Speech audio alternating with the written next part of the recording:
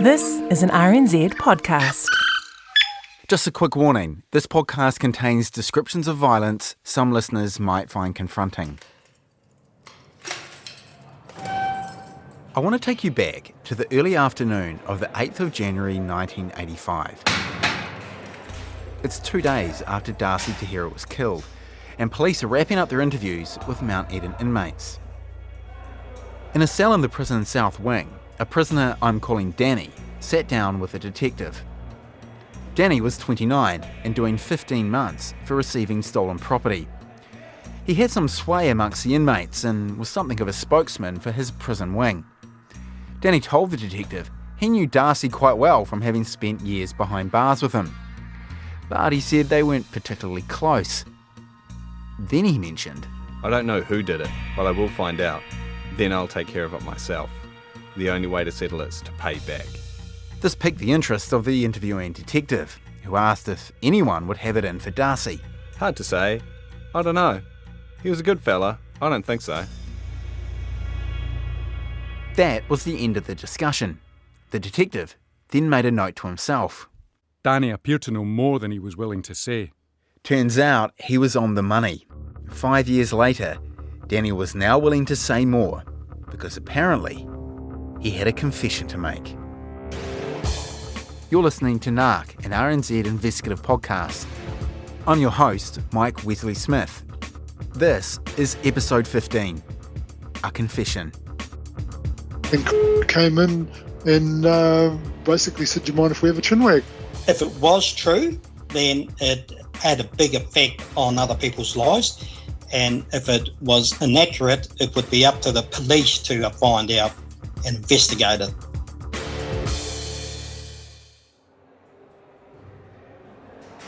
In early November 1990, 2 prison guards we've met before were sitting in their office in Wing 5 of Pāremoremo Prison.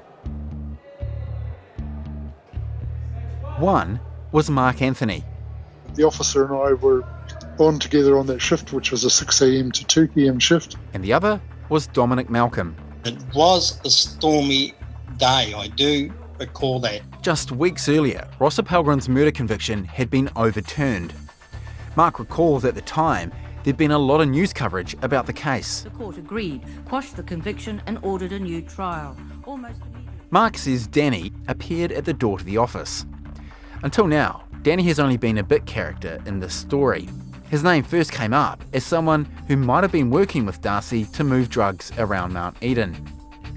In 1990, Danny was himself days away from release, and Mark said he appeared to have something he wanted to get off his chest. We chatted away and we talked about old times because I knew from Mount Eden. In my interviews with them, Dominic and Mark referred to Danny by his real name, so we've bleeped it out to protect his identity. This is the first time Dominic and Mark have spoken to the media and described in their own words what you're about to hear. No jury has heard it either. And just so you know, both men have sworn affidavits confirming their accounts. And then he started up with the Ross Appelgren thing and then just opened up. Now, I hadn't ever worked over at Mount Eden at all, so I didn't have a big understanding about it. But what I did say was that Ross Appelgren had been convicted for using a paddle out of the kitchen to kill Darcy Te Hira. And he stood there categorically and said, Appelgren didn't do it. He nominated the inmate that he said actually did do it, and said that he was part of it. And then it was when he revealed that Darcy Te Hira was supposed to have only taken a warning shot to the back of the head. Mark says according to Danny, Darcy hadn't been attacked with a paddle, but another weapon that was then taken out through the west wing of Mount Eden and disposed of. Immediately he said that it was nothing to do with Appelgren. Appelgren didn't do it. Had organised the hit, and he said he organised it with an inmate by the name of...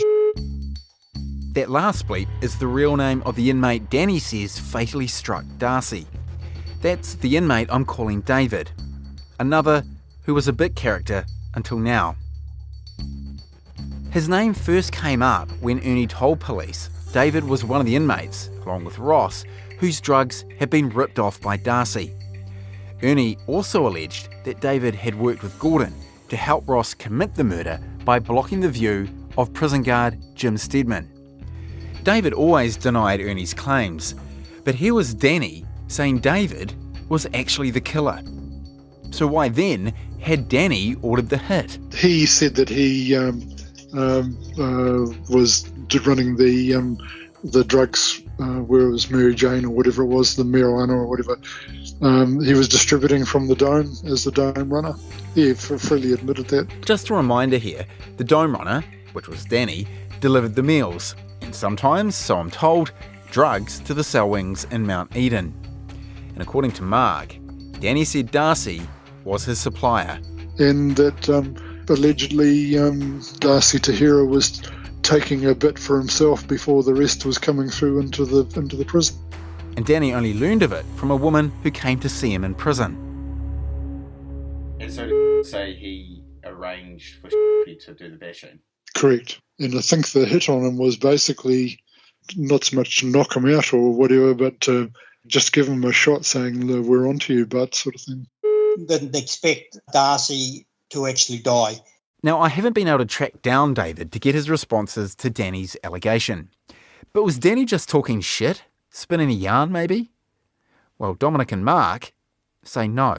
I had no doubt in my own mind at that time what he was saying was the truth. So did you believe he was telling the truth? I believe that, yes. And I suppose, is it true to say that as a prison guard, for the period of time you were a prison guard, you came to know the difference between when an inmate was just spinning a yarn and perhaps telling the truth? Correct. And I know that he would be at times trying to exaggerate his own importance, but at the time it was just casual reminiscing, basically. So he wasn't taking his time to figure out what he was going to say as far as his story. It just came out as the conversation came between him and I. So it also led one to believe that he was telling the truth. Mark had another reason for thinking Danny wasn't making this all up. He told me back when the murder happened, some staff actually thought Danny could have been involved. He had access, almost unlimited access, down to the kitchen and back up again because he was a Dome runner. He was able to move through the place with relative ease. Again, people might think, why would someone like who seems to have been pretty street smart, why on earth would he have come up to two prison officers and said what he said? Because he would have most likely thought to himself, it's all water under the bridge. It's, things gone by, nothing's ever going to come of it. After Danny finished his chat and left their office, Mark and Dominic stopped to process what they just heard. Had given us good information in the past, and Mark Anthony and I just felt it was too important. If it was true, then it had a big effect on other people's lives, and if it was inaccurate, it would be up to the police to find out and investigate it. So that's how I came to the conclusion that it should be passed on to the police. A few days after the conversation with Danny, Mark said he called the Auckland Central Police Station. I just asked to speak to someone in relation to the Ross Appelgren thing. So they would have got me through to the person who was associated with that case. Who Mark actually spoke to became a matter of some controversy. We'll come to that later. What you need to know for now is that Mark can't recall exactly when he contacted police, but is confident it was in the first 2 weeks of November 1990. Then, a couple of weeks later, on December the 12th, a detective sergeant called Paul Carpenter rang Mark back. I know about this call because Detective Carpenter wrote a police job sheet recording what Mark told him about his discussion with Danny. But remember, Dominic was also present when Danny confessed. I didn't get interviewed over it, I don't think, at that time. I thought it was so serious that the police ought to have acted on it straight away, but they didn't. So to me, they didn't take it seriously whatsoever. I also haven't been able to find any record that Dominic was interviewed by police at this point, that is, late 1990. Carpenter, though, did track down Danny on the 25th of January 1991. Danny, by this point, was back in Mount Eden prison on other charges. Carpenter's notes of his discussion with Danny are surprisingly brief.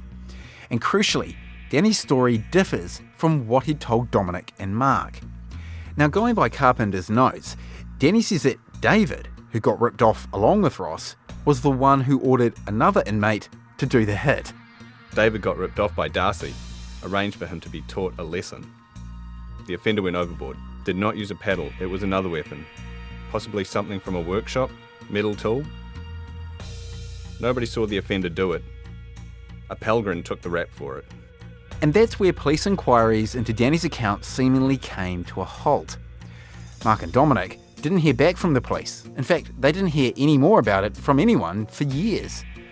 Now remember, this was all happening in December 1990 and January 1991. Ross had just been released following his successful appeal, and his retrial didn't take place until May 1992. Given the importance of what you passed on to the police, were you surprised not to be called to give evidence at Ross's second trial in 1992? Correct, yeah. I know what you're thinking. Here's a report of another inmate, A, confessing to ordering the hit on Darcy, B, naming the actual assailant, David, and C, saying Ross wasn't involved.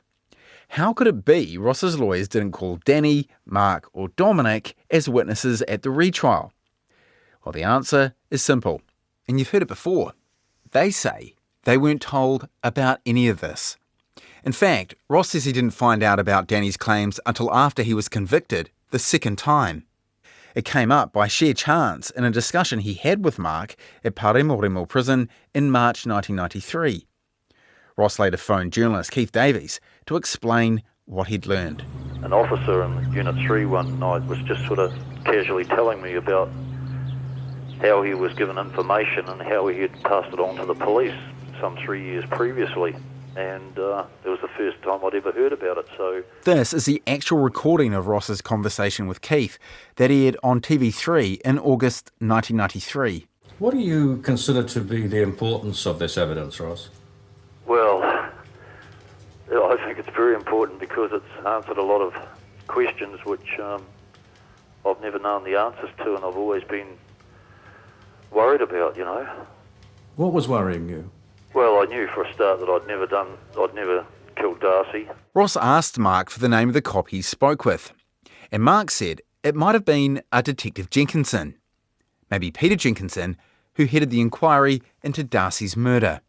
We talked some more about it, and I told my lawyers about it. Ross's lawyer, Bob Hesketh, fired off a letter to the Crown seeking copies of any interviews police had conducted with Mark and Dominic.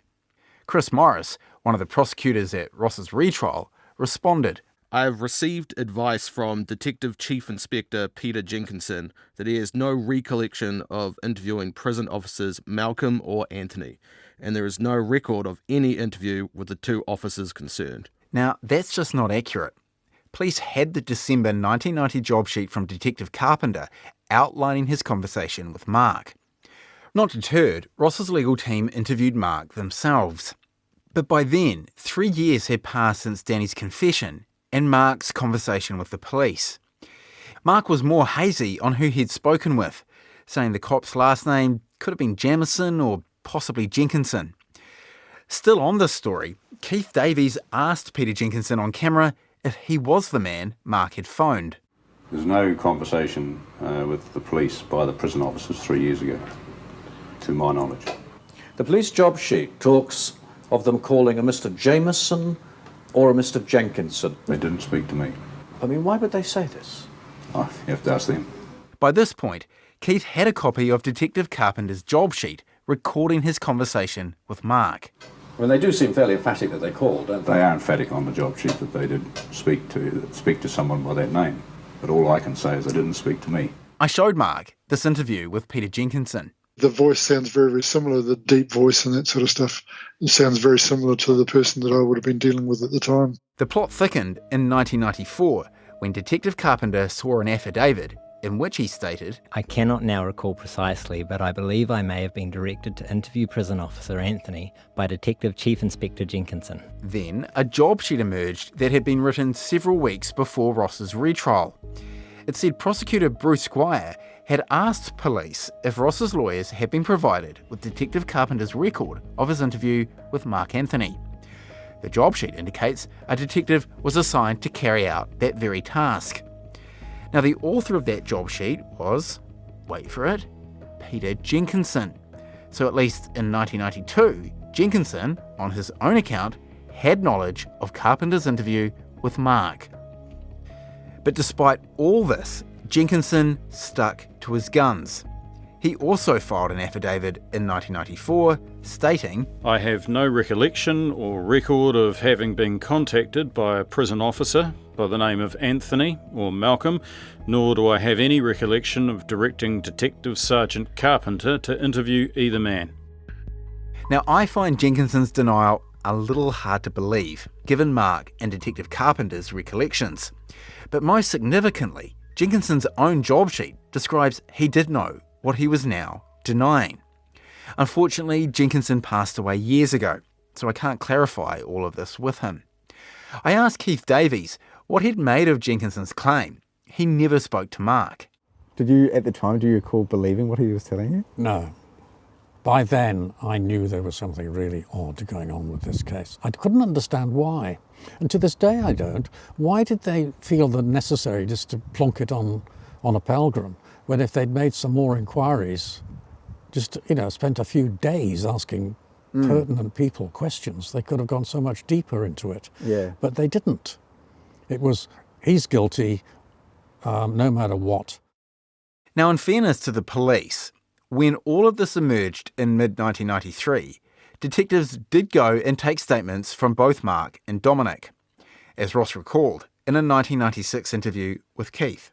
The police finally took these statements after much prompting from Bob Hesketh and the Crown. Police then also spoke with Danny, who was back in Mount Eden prison yet again. That interview was, shall I say, a little more tense.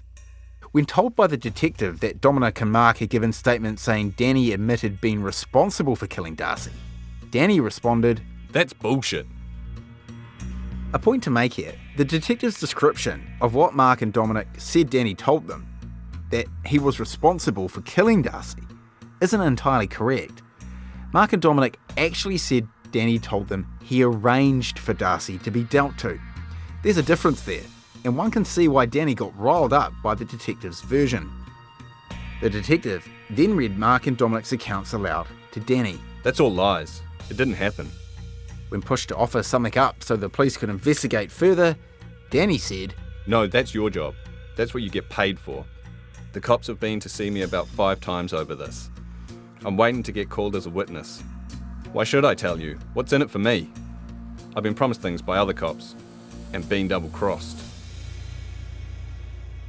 As well as his clear denial of Mark and Dominic's accounts, there's another thing I found really interesting in what Danny said. He mentioned he'd been seen by police about 5 times regarding this case, and according to Danny at least, been promised things and been double-crossed. Now, I have no idea what Danny is referring to here. That's because, if he's been truthful that the cops spoke to him about 5 times, well, I haven't seen records of 5 conversations. Nor have Ross's lawyers. I have found records of police talking to Danny 3 times, all of which I've covered in this episode.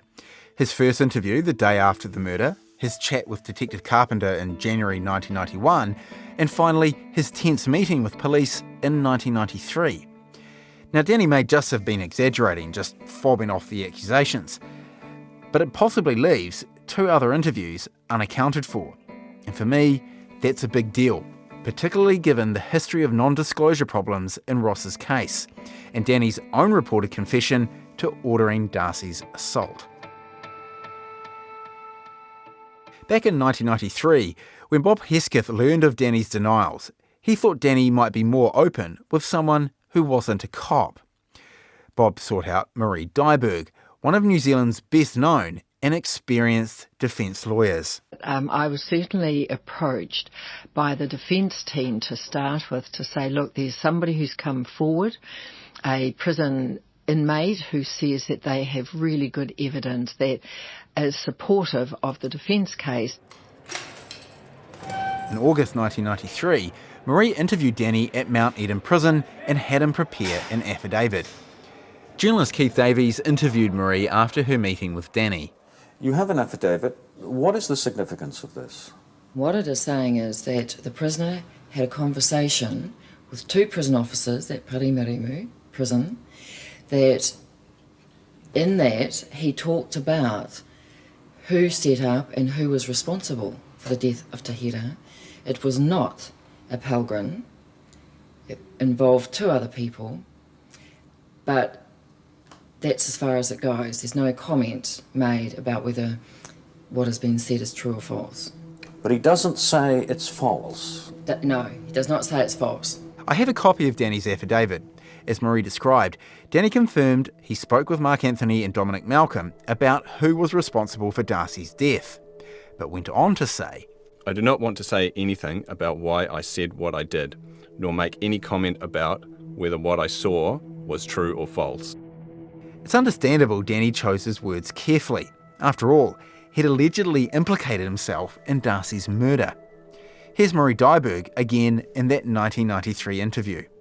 As I understand it from the prisoner, the police went to see him a month ago and have said that should the facts come together, then he himself, the prisoner, will be charged with murder. Were they putting pressure on him? I wasn't present, but I would think that would certainly put pressure on anyone. Keith put Danny's claims of police pressure to Peter Jenkinson. Did your police officers intimidate him like that? No.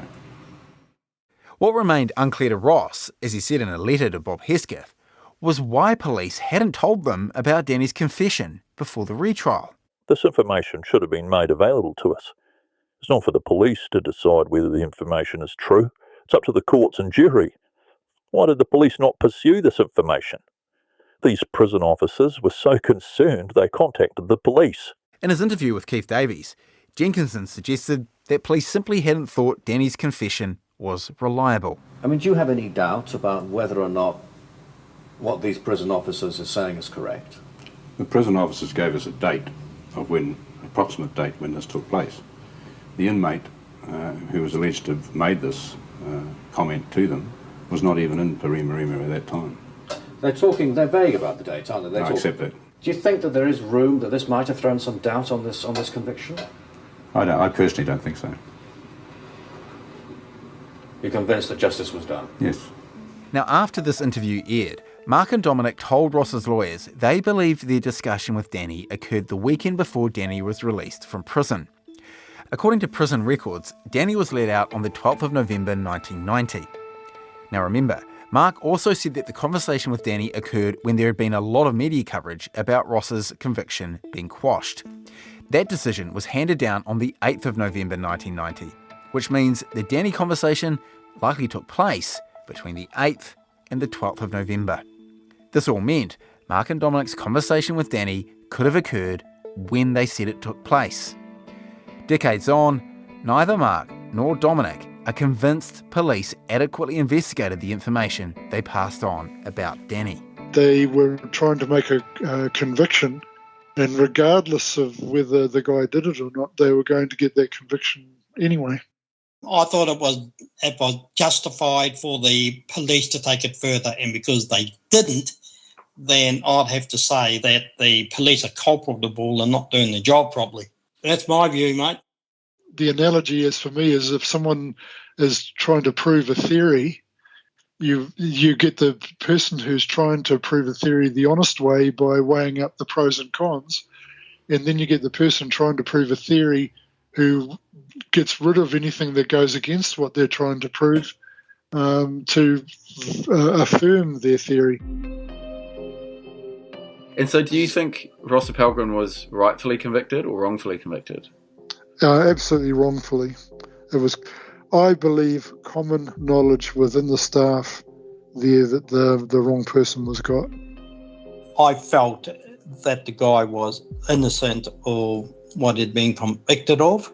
Having said that, I thought I was powerless to be able to do anything about it, other than what I'd done.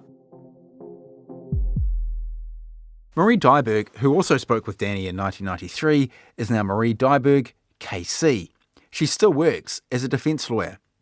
Marie agreed to speak with us about her interactions with Danny. I found him credible enough that there was nothing I could point to that showed was inconsistent, outrageous, couldn't be believed. So in my view, on the balance of probabilities, it was reliable enough for me to take the affidavit. Why then, given the stakes involved, did she think Danny said what he said? It was the guilt of the wrong person, somebody who's innocent being convicted, and he said that is what weighed heavily with him. As she did at the time, Marie still believes the evidence about Danny's confession should have been presented at Ross's retrial. I would have thought that it would be gold in the hands of defence to actually have someone who has said, I gave the order for the hit on the deceased, only for a bash but not for him to be killed, would have been very powerful evidence. Which brings me back to one of the most crucial questions about all of this. Was all this evidence about Danny actually disclosed to the defence back in 1992? We know the police files contained a record of Detective Paul Carpenter's December 1990 interview with Nark and his conversation with Danny in January 1991. We also have Peter Jenkinson's job sheet that I mentioned earlier, the one that said a detective was assigned to provide Carpenter's interview to Ross's legal team. That detective later said it was made available along with other police documents. Ross's lawyers, Simon Lockhart and Bob Hesketh, filed affidavits responding to that suggestion. Here's what Lockhart said. I find it hard to accept that such a significant and important document would have been completely overlooked by either myself or Mr. Hesketh. While Hesketh replied, and I quote, all I can say is that had I seen that job sheet during my visit to the police station on the 9th of July 1991, it would have glowed like a beacon, and its significance would have been immediate and obvious. For her part, Marie Dyberg doesn't buy the police and Crown's claim that the evidence about Danny was handed over to the defence. In this next clip, Marie refers to Danny as the informant. Well, it seems to me to be a miscarriage of justice because what we have plainly and simply very relevant information that could have been and should have been made available to the defence was not given. Now, even if the informant had resiled from what he had said initially for whatever reason, nonetheless, you might still call that person. And then you might test the reasons why they subsequently resile from what they have said. So that was such potent evidence that should have been made available and was not, and could easily have brought about a different verdict. It was for all these reasons that Bob Hesketh ended up filing another petition on behalf of Ross, his third, to the Governor-General in October 1993.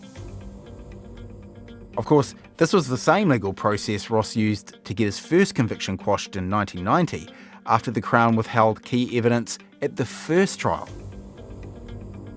Against all the odds, on the 29th of April 1994, Ross's petition was granted on the advice of the then Justice Minister, Doug Graham. The Governor-General's referral stated it appeared the evidence of Danny's confession had not been disclosed to Ross or his lawyers before the retrial.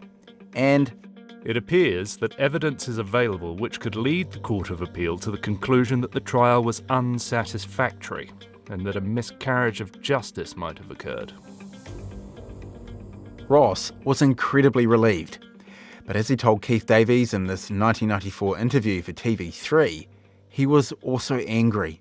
2 prison officers approached the police with fresh evidence, but the police didn't follow that up. Why do you think that happened? I think it was just a case that they had someone they didn't want any problems, and they just pushed it under the carpet. How does that make you feel?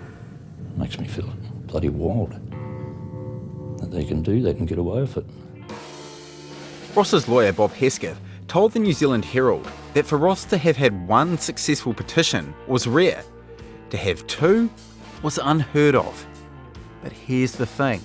Despite the Governor-General referring Ross's case back to the Court of Appeal in May 1994, more than 30 years on, it is yet to be heard. We'll find out how that happened in the final episode of this series, when the story finally arrives in the present day. It won't surprise you to know I was keen to speak to Danny, the man whose confession gave Ross one more chance to have his conviction overturned. It took me months of digging, but eventually I found an address for him and went and knocked on the door. A person answered and told me that yes, Danny lived there, but he wasn't home. I left a message asking for him to call me. And it's regarding a guy called Ross Appelgren. Appelgren. Thanks a lot, man. Cheers. Okay, so yeah, fingers crossed he gives me a call. Well, yeah, the call never came. If I'm honest, I'm not really shocked. Danny doesn't know me from a bar of soap. It made me think though, would Danny be prepared to speak with someone he does know? So yeah, we go straight. That's Wheki Taito giving me directions. Wheki has been a great source of information for me about life as an inmate in Mount Eden Prison back in the 80s. Do you know how to get to Papakura from here? Yeah. Oh, sweet. Wheki's Twitter bio neatly describes his life's journey. Ex-gang member, ex-career criminal, now university graduate with a degree in sociology. And helpfully for me, he knew Danny back in the day. Oh, from jail. Yeah, I did a lay with him for a few years. It was just, you know, always got something to say, always running his mouth off. He hung out with us, just doing enough running around for us, if you like. What do you make of his? So he claimed that Ross wasn't involved, told two prison guards, and seems to have suggested that he may have ordered the hit on Te Hira, but that that the offender had gone overboard. Yeah, that's it. Him ordering a hit? Yeah, nah. Yeah, nah. Yeah, he couldn't order a fish and chip with the takeaway bar. I don't believe that for 1 second that he'd done that.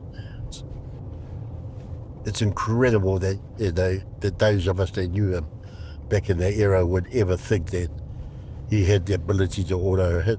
I then asked Wheki about his thoughts on David, the inmate Danny said had actually struck Darcy. Those are the guys that would have been able to do it.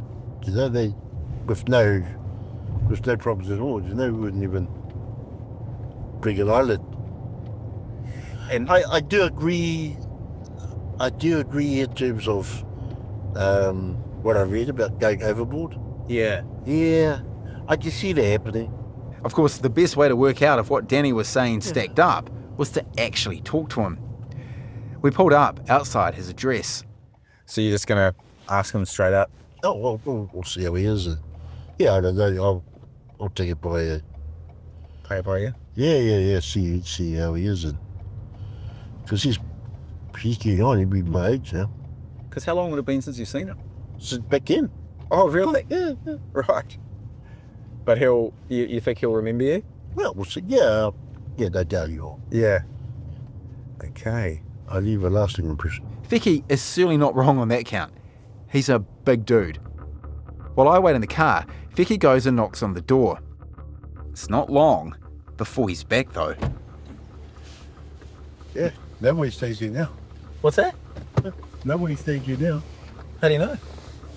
Hey? How do you know? Oh, there's no one there. Drive past and you'll see. As we slowly drive by, it's clear what Wheki is saying. The rooms in Danny's now former flat were empty. There was also a pile of rubbish on the front lawn. Oh, it's been emptied. Yep.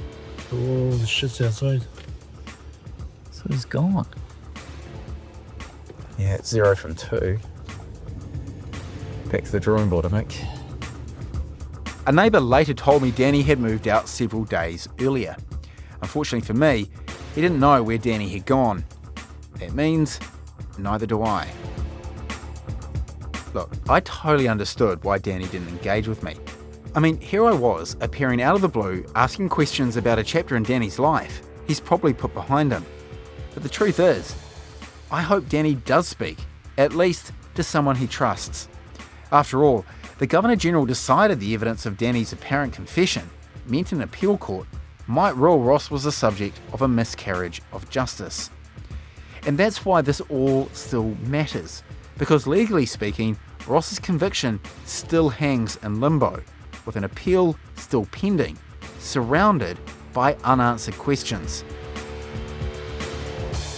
As we edge closer to the end of this story, there is one other person who could shine a light on what happened that day in the kitchen and all the years since. Not sure what reception I'm going to get. It could be any number of things. It could be, yeah, g'day, or nah, piss off. Someone whose testimony and truthfulness have been challenged again and again, in this series, but in the courts too. I really want to look him in the eye and ask the many questions I have to see for myself if he can be trusted or not. In the next episode, I track down the Crown's star witness, Ernie. I finally get to talk to him, face to face.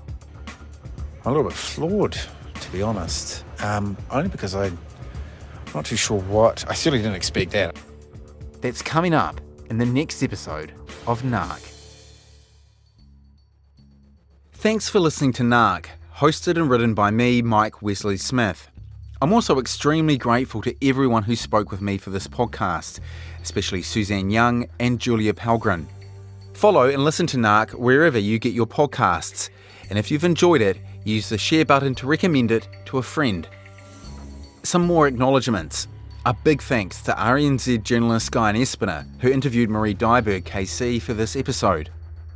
To Ngā Taonga and Mediaworks for some of the archival audio, and to the voice actors who helped bring some of the characters in this episode to life.